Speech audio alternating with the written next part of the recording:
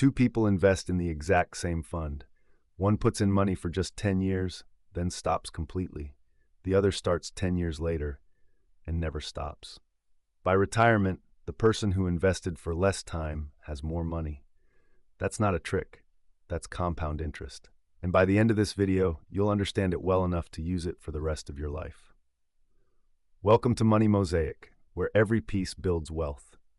If you're new here, this channel breaks down investing and personal finance in plain language, no jargon, no hype, just the math and the mindset that actually build financial security. Let's get into it. Section 1. What compound interest actually is. Simple interest is easy.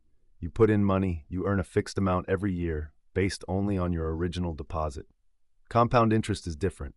You earn interest, and then you earn interest on that interest.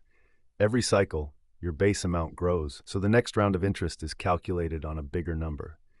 Here's the plain language version. Your money starts making money, and then that new money starts making money too. It sounds small in year one. It is small in year one. That's exactly why most people underestimate it, and exactly why patience is the entire strategy. Section 2. The two-investor comparison. Let's make this concrete with a classic example using realistic numbers.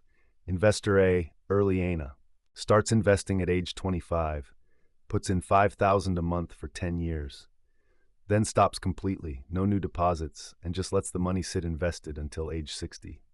Investor B, late Leo, starts investing at age 35, puts in $5,000 a month every single month until age 60. That's 25 years of continuous investing, same monthly amount.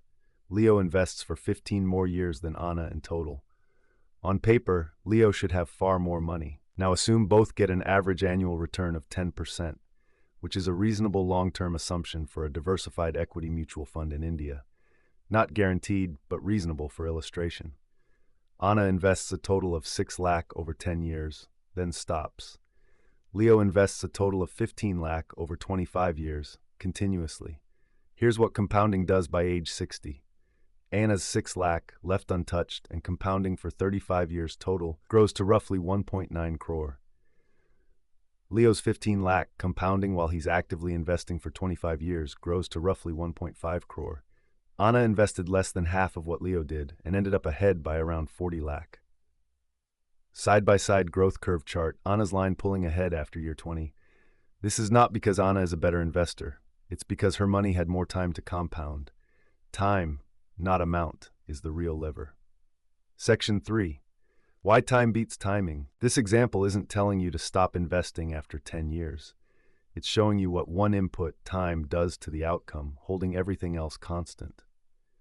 In real compounding math, growth isn't a straight line. It's a curve. In the early years, the increase looks flat and unimpressive. In the later years, the same percentage return produces a much bigger rupee amount, because it's being applied to a much bigger base. That's why the last 10 years of any 30-year investment usually add more money than the first 20 years combined, even though the return rate hasn't changed at all. Section 4. A real Indian example. PPF. Let's ground this in something real, not just an equity assumption. The Public Provident Fund, or PPF, is a government-backed savings scheme in India.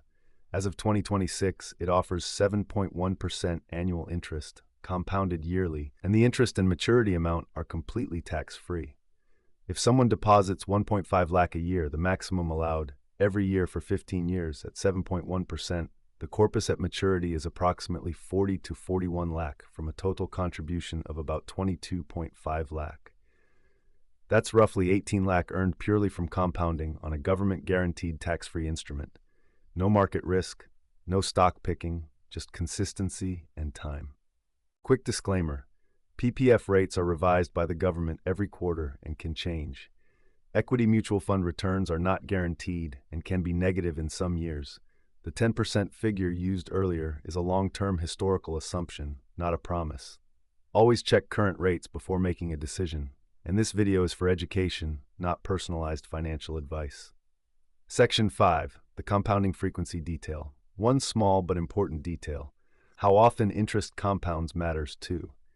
Annual compounding, monthly compounding, and daily compounding on the same rate will give slightly different results. More frequent compounding means marginally faster growth because interest gets added back to the base sooner. For long-term investing, this difference is small compared to the effect of time and rate. But when comparing two similar products, like two fixed deposits, it's worth checking the compounding frequency because it does affect your final number. Section 6. Key takeaways. 3 things to remember. 1. Compound interest rewards time more than it rewards the size of your monthly contribution. Starting earlier with less can beat starting later with more. 2. The growth curve is flat at first and steep later. Don't judge compounding by what you see in year 1 or 2. The real results show up after year 10. 3. Compounding works in both directions. It grows your investments. It also grows your debt, especially high-interest debt like credit cards. The same math that builds wealth can also trap you if it's working against you.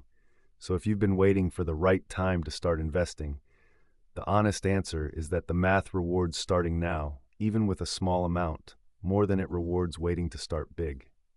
If you found this useful, the next video breaks down exactly how a SIP applies this same compounding principle, month by month. Links on screen and in the description. This has been Money Mosaic. Every piece builds wealth. See you in the next one.